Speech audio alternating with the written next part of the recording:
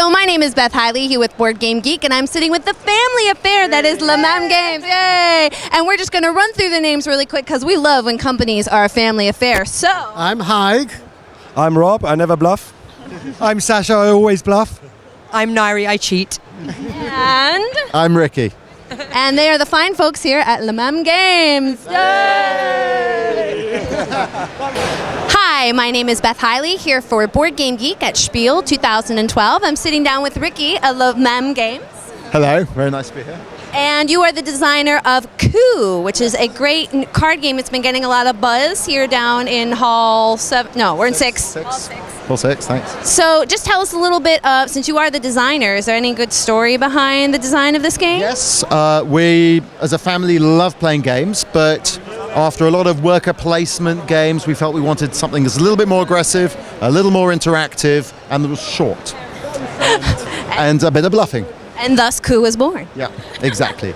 It took us about a bunch of summers. We play games over the summer, a bunch of summers to iterate to get the game right, and something that was simple enough, frankly, our spouses and non-gamers to join in as well. Yeah. Now, before we start a little overview here, we're going to let an example of the card here just so we can see some of the artwork that has a really good period feel to it, almost like a ink stamp. Yes.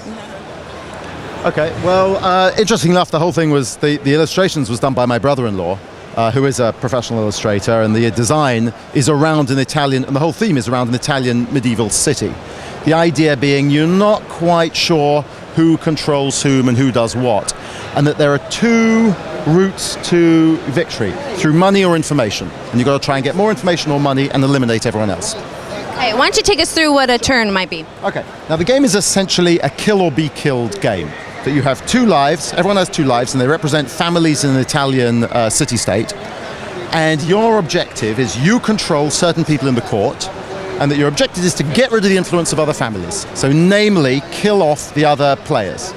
And so a typical go sees you have 2 cards, sees you taking on one of the player powers. There are 5 characters in this game.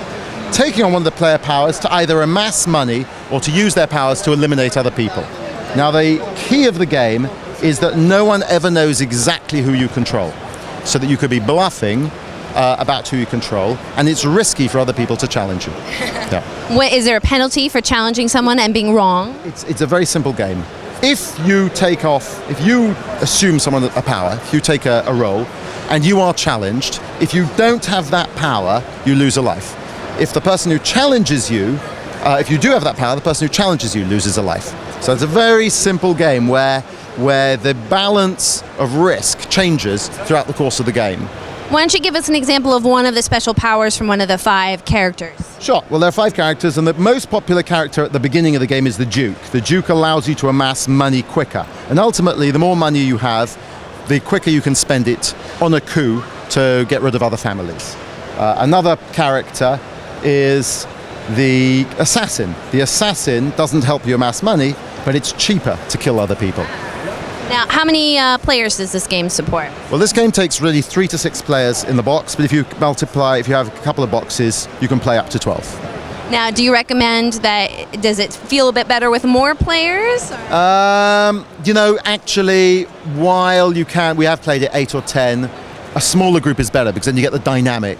So really 6 is the optimum. 5 or 6. Now, how long will, let's say, a full 6-player game take you? So far, we've been playing it with people who've played it for the first time. It's been about 10-12 minutes. We happened to come in on the beginning of your teaching, and we certainly weren't waiting very long. The end, if you've played it several times, what happens is people will sit and play a second game. The second game can be 5 minutes, 10 minutes. Depends how much negotiation and banter takes place. Yeah. Now, I know you guys are selling this here at Essen, but are there any plans to distribute either throughout Europe or in the US? We'd love to. I mean, at the end of the day, this isn't a business you enter for money. You do it because you love it. And what's great is other people come and they love the game and you enjoy playing it. So ultimately, we've got to make more. But it's not going to happen in a very short period of time because we sold out here, which was fantastic. But, we'll make some more.